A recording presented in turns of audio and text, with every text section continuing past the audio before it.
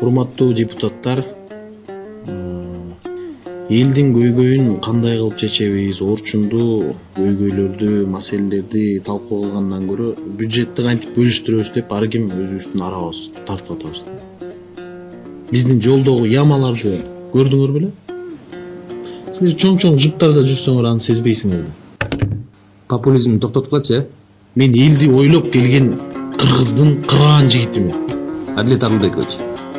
Мен жүрөгүм эл деп согот. Токтоткула популизмди. Мен уктап атсам дагы түшүмө эл кирет.